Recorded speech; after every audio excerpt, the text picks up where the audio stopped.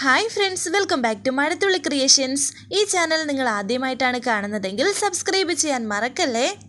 ഇപ്പോൾ രാധ വീട്ടിൽ ഒറ്റയ്ക്കേ ഉള്ളൂ. വളരെ സങ്കടപ്പെട്ട് കരഞ്ഞുകൊണ്ട് മുറിയിലേക്ക് വരികയും ഷെൽഫ് തുറന്ന് കണ്ണൻ്റെ പാവ എടുത്ത് അതിനോട് സംസാരിക്കുകയും ചെയ്യുന്നുണ്ട്. ഉടൻ എനിക്കൊരു തീരുമാനം എടുത്തേ പറ്റൂ. ഒന്നുകിൽ ഇവിടെയുള്ളവർ തീരുമാനിക്കുന്നത് പോലെ മുന്നോട്ടേക്ക് പോകണം.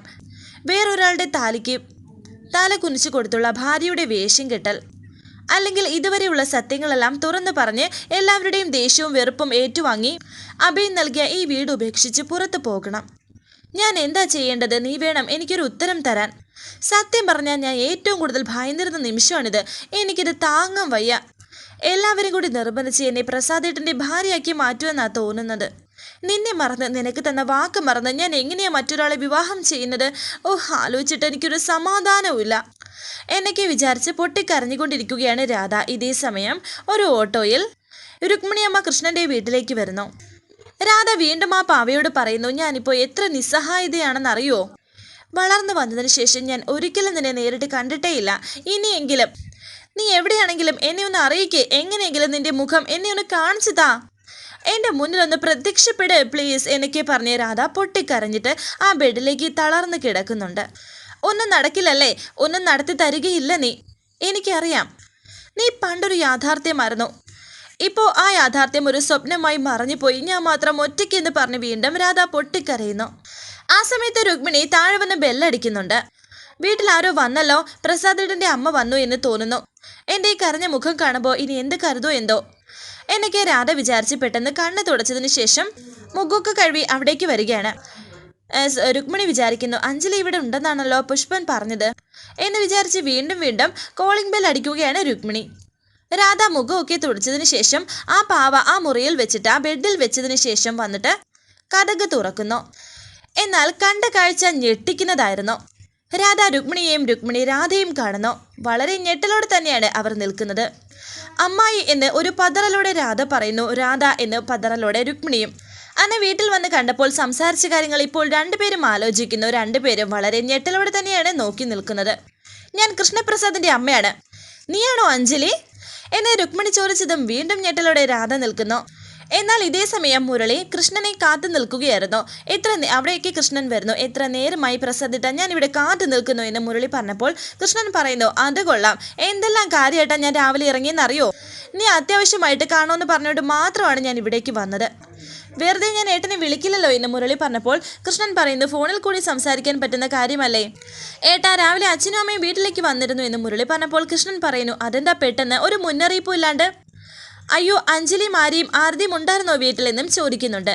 വീണ്ടും ടെൻഷനോടെ മുരളി പറയുന്നു, ചേച്ചിയും ആരതിയും പുറത്തു പോയിരുന്നു. ചേച്ചി മാരിയും പുറത്തു പോയിരുന്നു. എന്ത് മഹാഭാഗ്യം. ഞാനും ആരതിയുമാണ് അച്ഛൻ്റെ മുന്നിൽ ചെന്ന് പെട്ടത്. ഇത് കേട്ട് ഞെട്ടി പ്രസാദ് നിൽക്കുന്നുണ്ട്. അവൾ എൻ്റെ ഭാര്യയാണെന്ന് എനിക്ക് സമ്മതിക്കേണ്ടി വന്നു. ടെൻഷനോടെ കൃഷ്ണൻ പറയുന്നു, എന്ത് പണിയാടാ നീ കാണിച്ചത്? അതൊക്കെ ഒരു നയത്തിൽ അവതരിപ്പിക്കേണ്ട കാര്യമല്ലായിരുന്നോ? മുരളി വീണ്ടും പറയുന്നു, അവർ അത്രയും പെട്ടെന്ന് കയറി വരുമെന്ന് ആര് പ്രതീക്ഷിച്ചു? ഞങ്ങളുടെ സംസാരവും വഴക്കും കേട്ടോണ്ട് അച്ഛനും അമ്മയും വന്നത്. ചെവിക്കല് തകർക്കുന്ന അടിയായിരുന്നു. ഒരു തരത്തിലാണ് തടി രക്ഷപ്പെട്ടത്. ഇതിപ്പോൾ ആകെ പ്രശ്നമാവുമല്ലോ. എന്നിട്ടിപ്പോൾ എന്താണ് വീട്ടിലെ അവസ്ഥ എന്ന് കൃഷ്ണൻ ചോദിക്കുന്നു. എനിക്കറിയില്ല, ഹരിയും പുഷ്പൻ ചേട്ടനും അവിടെ ഉണ്ടായിരുന്നോ? ആരുടെയും കൂട്ടി ഞാൻ ഈ വഴിയിൽ തന്നെ നിൽപ്പാണ്. വൈകിട്ട് വീട്ടിലേക്ക് കയറുന്ന കാര്യം ആലോചിച്ച് എനിക്ക് ഇപ്പോഴേ നെഞ്ചിൽ തീയാണ് എന്നെ മുരളി പറഞ്ഞപ്പോൾ കൃഷ്ണൻ പറയുന്നു, ശരിയടാ, നീ പേടിക്കണ്ട, നടന്നു. എന്തായാലും ഒന്ന് തണുത്തിട്ട് പോകാം. ഞാൻ എന്തായാലും ഒന്ന് ഹരിയെ വിളിച്ചു നോക്കട്ടെ എന്ന് പറഞ്ഞിട്ട് കൃഷ്ണൻ ഹരിയുടെ ഫോണിലേക്ക് വിളിക്കുന്നുണ്ട്. വല്യേട്ടനാണല്ലോ, കാര്യങ്ങളൊക്കെ അറിഞ്ഞു കാണോ എന്തോ എന്ന് വിചാരിച്ച് ഫോൺ എടുക്കുകയാണ് ഹരി. എടാ, ഞാനിപ്പോൾ മുരളിയുടെ അടുത്തുണ്ട്. വീട്ടിൽ എന്തൊക്കെയോ പ്രശ്നമുണ്ടെന്ന് അറിഞ്ഞല്ലോ. ഹരി പറയുന്നു, കേട്ടതൊക്കെ ശരിയാണ്. അച്ഛനിപ്പോൾ ട്രിപ്പിട്ട് കിടക്കുകയാണ്. ഉടനെ ഡിസ്ചാർജ് ചെയ്യാമെന്ന് പറഞ്ഞിട്ടുണ്ട്. ഇത് കേട്ട് കൃഷ്ണൻ പറയുന്നു, അയ്യോ, ട്രിപ്പോ? അപ്പോൾ അച്ഛനിപ്പോൾ ഹോസ്പിറ്റലിലാണോ? അതെ, വീട്ടിൽ വന്ന കാര്യങ്ങളൊക്കെ അറിഞ്ഞപ്പോൾ അച്ഛന് നെഞ്ചുവേദന വന്നു. ഉടൻ തന്നെ ഇവിടെ ഹോസ്പിറ്റലിലേക്ക് കൊണ്ടുവന്നു. ഞാൻ സമയത്തിനെത്തിയോണ്ട് കുഴപ്പമൊന്നും ഉണ്ടായില്ല. ഞാൻ ആകെ അപ്സെറ്റ് ആയിപ്പോയി. അതുകൊണ്ടാണ് ഞാൻ വല്യേട്ടനെ വിളിക്കാതിരുന്നതെന്നും ഹരി പറയുന്നു. എടാ മുരളി, നിൻ്റെയും ആരതിയുടെയും കാര്യം പറഞ്ഞിട്ട് അച്ഛന് നെഞ്ചുവേദന വന്നെന്ന് ഹോസ്പിറ്റലാണിപ്പോൾ എന്നൊക്കെ കൃഷ്ണൻ മുരളിയോട് പറയുന്നുണ്ട് ഫോൺ വയ്ക്കാണ്ട് തന്നെ. ഇതൊക്കെ ഇപ്പോൾ അച്ഛനോട് പറയേണ്ട വല്ല കാര്യം ഉണ്ടായിരുന്നോ എന്നും കൃഷ്ണൻ പറയുന്നു. എന്നാൽ ഹരി പറയുന്നു, വല്യേട്ടാ, കൊച്ചേട്ടൻ്റെ കാര്യം അറിഞ്ഞിട്ടല്ല അച്ഛൻ അത്രയും പ്രശ്നം ഉണ്ടായത്. പിന്നെന്ത് പറ്റിയതാണെന്ന് ടെൻഷനോടെ കൃഷ്ണൻ ചോദിച്ചപ്പോൾ ഹരി പറയുന്നു, വല്യേട്ടൻ്റെയും അഞ്ജലി ചേച്ചിയുടെയും വിവാഹകാര്യം അറിഞ്ഞിട്ടാണ്. അത് കേട്ട് ഞെട്ടി നിൽക്കുകയാണ് കൃഷ്ണൻ. സത്യത്തിൽ അതാണ് വലിയ പ്രശ്നം ഉണ്ടായത്. അമ്മ തളർന്നു പോയി എന്നേ ഉള്ളൂ. പക്ഷേ എല്ലാവരും കൂടി ചതച്ചു കളഞ്ഞു എന്ന ഫീലായപ്പോൾ അച്ഛൻ വീണുപോയി. അത് പിന്നെ എൻ്റെയും അഞ്ജലിയുടെയും കാര്യം അതെന്തിനാ അച്ഛനോട് പറയാൻ പോയത് എന്നെ കൃഷ്ണൻ പറഞ്ഞപ്പോൾ ഹരി പറയുന്നു, എന്തായാലും അച്ഛൻ അറിയണ്ടേ എന്നാണ് പുഷ്പൻ ചേട്ടൻ്റെ ആറ്റിറ്റ്യൂഡ്. അതിൻ്റെ കോൺസിക്വൻസ് എന്നാലും നമ്മൾ ഫേസ് ചെയ്തല്ലേ പറ്റൂ എന്ന് വിചാരിച്ചാണ് തുറന്ന് പറഞ്ഞത്.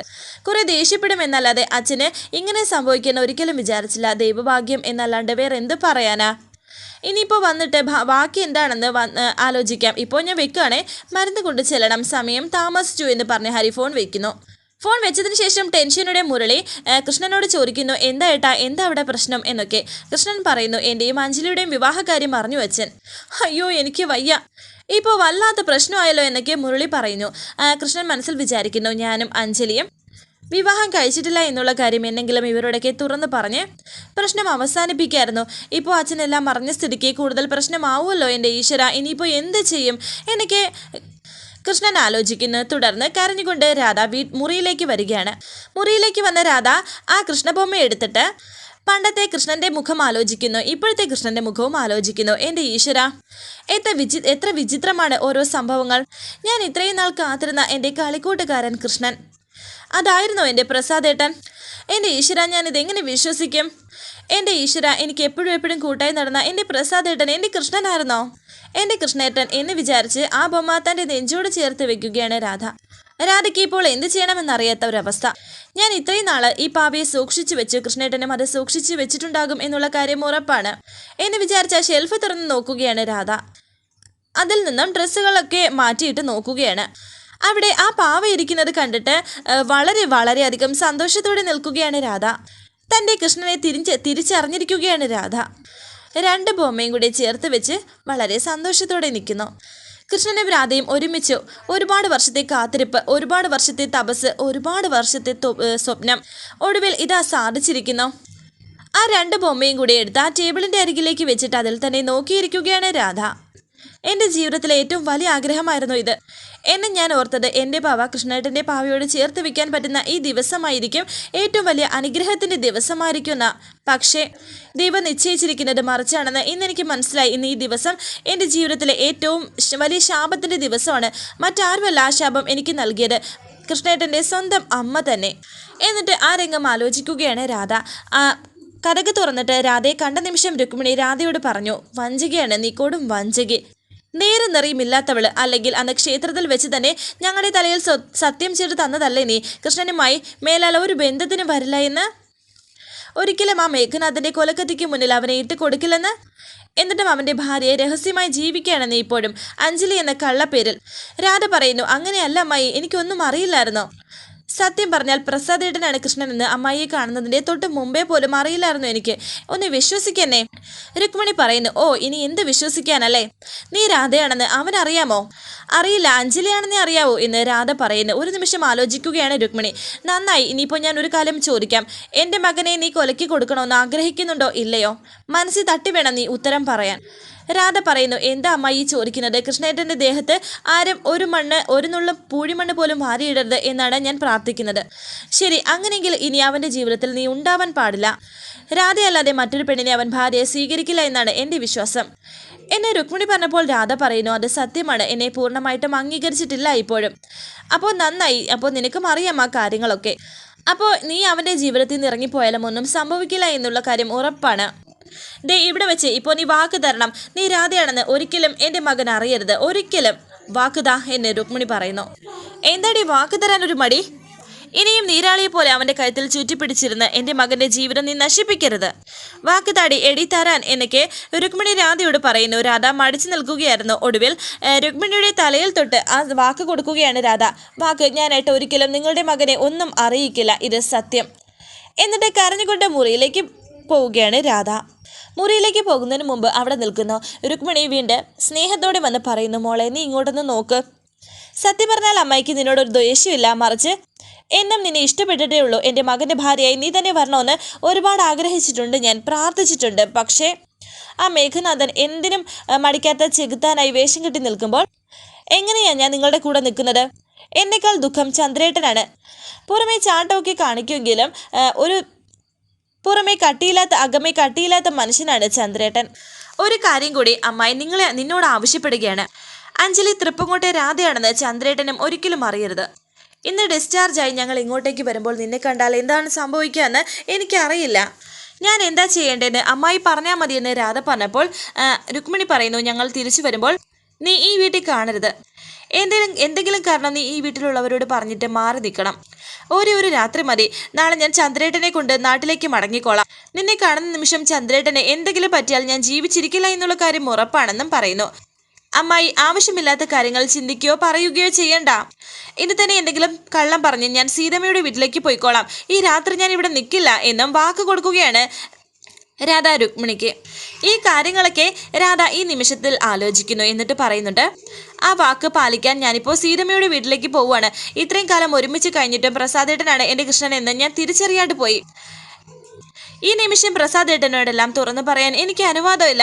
എന്തുകൊണ്ടാ നിങ്ങൾ ഒരുമിച്ചിട്ടും ഞങ്ങൾക്ക് ഒരുമിക്കാൻ കഴിയാത്തത്? എന്തുകൊണ്ടാണ് എനിക്ക് വീണ്ടും വീണ്ടും സങ്കടങ്ങൾ മാത്രം തരുന്നത്? എന്തുകൊണ്ടെന്ന് പറ എന്ന് പറഞ്ഞ് വീണ്ടും വീണ്ടും പൊട്ടിക്കരയുകയാണ് രാധ. ശേഷം കാണിക്കുന്നത് മേഘനാഥൻ വളരെ ദേഷ്യത്തോടെയും ടെൻഷനോടെയും അങ്ങോട്ടും ഇങ്ങോട്ടും സിഗരറ്റും വലിച്ചുകൊണ്ട് നടക്കുന്നു. മണിച്ചൻ അവിടേക്ക് കയറി വന്നു. രാധയെ കൊണ്ടുവരാമെന്ന് പറഞ്ഞിട്ടാണ് മണിച്ചൻ പോയത്. എന്നാൽ ഇപ്പോൾ മണിച്ചൻ തനിയെ വന്നിരിക്കുന്നു. എത്ര നേരമായി ഞാൻ നോക്കിയിരിക്കുകയായിരുന്നോ? എവിടെ പോയി കിടക്കാറുണ്ടോ താൻ എന്ന് ദേഷ്യത്തോടെ മേഘനാഥൻ പറയുന്നു. സാറിന് വിശക്കുന്നുണ്ടല്ലേ? മരുന്ന് കഴിക്കാം, ഞാൻ ഇപ്പോൾ ഫുഡ് എടുത്ത് വെക്കാം, 1 മിനിറ്റ് എന്ന് പറഞ്ഞ് മണിച്ചൻ പോകാൻ തുടങ്ങിയപ്പോൾ മേഘനാഥൻ പറയുന്നു, അവിടെ നിൽക്കടാ, തന്നോട് ഞാൻ ഫുഡ് വേണമെന്നാണോ പറഞ്ഞത്? പിന്നെയും മനുഷ്യന് വിഷയം മാറ്റാൻ വേണ്ടി സംസാരിക്കുന്നു. വെള്ളം വേണമെന്നാണല്ലേ പറഞ്ഞത്? ഗുളിക കഴിക്കണം അല്ലേ? 1.5 മിനിറ്റ് എന്ന് പറഞ്ഞ് മനുഷ്യൻ പോകാൻ തുടങ്ങിയപ്പോൾ അവിടെ നിൽക്കടാ, താനെന്താ എന്നെ വിഡ്ഢിയാക്കുവാണോ? രാധയെ കണ്ടുപിടിച്ചോണ്ട് വരാം എന്ന് പറഞ്ഞിട്ട് മാർക്കറ്റിലേക്ക് തന്നെ പറഞ്ഞു വിട്ടതല്ലേടോ? മനുഷ്യൻ പറയുന്നു, അത് തന്നെ. പിന്നെ എന്താണോ അന്വേഷിച്ച് വിവരങ്ങൾ പറയാൻ ഇത്രയ്ക്ക് താമസം? രാധ എവിടാണെന്നുള്ള താമസ സ്ഥലം കണ്ടുപിടിച്ചോ? അവനുണ്ടോ കൂടെ ആ അഹങ്കാരി രക്ഷകർത്താവ്? മനുഷ്യൻ പറയുന്നു, ഇല്ല സാറേ, ഇല്ല. മേഘനാഥൻ പറയുന്നു, ഇല്ലേ? പിന്നെ ഇല്ലെങ്കിൽ അവിടെ എവിടെ പോയടോ? താൻ കാര്യം പറയടോ. സാർ, എനിക്ക് രാധയെ കണ്ടുപിടിക്കാൻ പറ്റിയില്ല. ഞാൻ ചെന്നപ്പോൾ ആ TV കാരും രാധയും പോയി. പിന്നെ ചുറ്റും എത്ര അലഞ്ഞിട്ടും അവരാരും അങ്ങനെ ഒരു പെണ്ണിനെ കണ്ടിട്ടില്ല എന്നാണ് ചുറ്റിലുള്ളവർ പറഞ്ഞത്. സത്യം പറഞ്ഞാൽ ആട് കിടന്നെടുത്ത് 4 പൂട് പോലും ഇല്ലാത്ത അവസ്ഥയായിപ്പോ എന്ന് മനുഷ്യൻ പറഞ്ഞതും മനുഷ്യന്റെ കരണത്തടിച്ച് താഴേക്കിടുകയാണ് മേഘനാഥൻ. നിന്നെ ഞാൻ കൊല്ലും നായി എന്ന് പറഞ്ഞ് മനുഷ്യനെ ചവിട്ടാൻ തുടങ്ങുകയാണ് മേഘനാഥൻ. പെട്ടെന്ന് ആ മേഘനാഥന്റെ ആ കാലിൽ പിടിച്ചിട്ട്, കൊല്ലല്ലേ സാറേ, കൊല്ലല്ലേ, ഞാൻ ആരാരും ഇല്ലാത്തവനാണ് സാറേ എന്നൊക്കെ പറഞ്ഞ് മനുഷ്യൻ കരഞ്ഞപ്പോൾ മേഘനാഥൻ കാലെടുക്കുന്നുണ്ട്. ദേഷ്യത്തോടെ സിഗരറ്റും വലിച്ചുകൊണ്ട് നിൽക്കുന്നു. ചെന്നപ്പോൾ താമസിച്ചു, അത് അബദ്ധം പറ്റിയതെന്നും മണിച്ചൻ പറഞ്ഞപ്പോൾ മേഘനാഥൻ വീണ്ടും മണിച്ചനെ വഴക്ക് പറയുന്നുണ്ട്. ഞാൻ കൂടി വരാന്ന് പറഞ്ഞതല്ലേ? നീയല്ലേ പറഞ്ഞത് തനിച്ച് കണ്ടുപിടിച്ചോണ്ട് വരാന്ന്? അങ്ങനെയാണ് സാറേ ഞാനും വിചാരിച്ചത്. പക്ഷെ ഞാൻ വിചാരിച്ചിട്ടൊന്നും പറ്റിയില്ല. എന്ത് ചെയ്യാനാ, ഇത്തവണയും എല്ലാം നഷ്ടപ്പെട്ടെന്ന് പറഞ്ഞതുപോലെയായി. രാധ വന്നു, രാധ പോയി. മണ്ടന്മാരായത് നമ്മളാണെന്നും മണിച്ചൻ പറയുന്നുണ്ട്. നിരാശയോടെ മേഘനാഥൻ നിൽക്കുന്നു. മേഘനാഥന്റെ ദേഷ്യം സഹിക്കാൻ കഴിയാതെ മേഘനാഥൻ വലിച്ചുകൊണ്ടിരുന്ന സിഗരറ്റ് തന്റെ കൈവെള്ളയിലേക്ക് കുത്താൻ പോവുകയായിരുന്നു. എന്നാൽ മണിച്ചൻ വന്നിട്ട് അതിനെ തടയുന്നുണ്ട്. സാറേ, മാറ് സാറേ, അങ്ങനെ ചെയ്യില്ലേ എന്നൊക്കെ പറയുന്നു. മാറടോ, മാറ് എന്നൊക്കെ മേഘനാഥൻ പറയുന്നു. ഇല്ല സാറേ, എന്നെ കൊന്നാലും ഞാൻ സമ്മതിക്കില്ല എന്ന് മണിച്ചൻ പറയുന്നുണ്ട്. എന്നിട്ട് മേഘനാഥനെ കയ്യിൽ പിടിച്ച് തടഞ്ഞു നിൽക്കുന്നു. ദേഷ്യത്തോടെ മേഘനാഥൻ ആ സിഗരറ്റ് വലിച്ചെറിഞ്ഞിട്ട് മണിച്ചന്റെ ആ ഷോളിൽ പിടിച്ച് വലിച്ചുകൊണ്ട് പറയുന്നു, നിന്നേക്ക് എന്തിനാ ഞാൻ തീറ്റി പോറ്റുന്നത്? വെറും വേസ്റ്റ്. എൻ്റെ പൊന്ന് സാറേ, എന്നെ ചവിട്ടിയിട്ടും തല്ലിയിട്ടും ഒന്നും ഒരു കാര്യമില്ല. ഇത്രയും നാളെ സാറ് വിചാരിച്ചിട്ട് അവളെ കണ്ടെത്താൻ സാധിച്ചില്ലല്ലോ. രാധേ വേണ്ട, അവളുടെ കൂടെ നടക്കുന്ന ഒരുത്തനുണ്ടല്ലോ, അവനെ സാറിന് തൊടാനെങ്കിലും പറ്റുമോ? ഇല്ലല്ലോ എന്ന് മനുഷ്യൻ പറഞ്ഞപ്പോൾ മേഘനാഥൻ അതിനെ പറ്റിയാണ് ഇപ്പോൾ ആലോചിക്കുന്നത്. വരാനിരിക്കുന്ന പുതുപുത്തൻ എപ്പിസോഡുമായി വീണ്ടും കാണാം. Thank you for watching. Please subscribe, like, share my channel.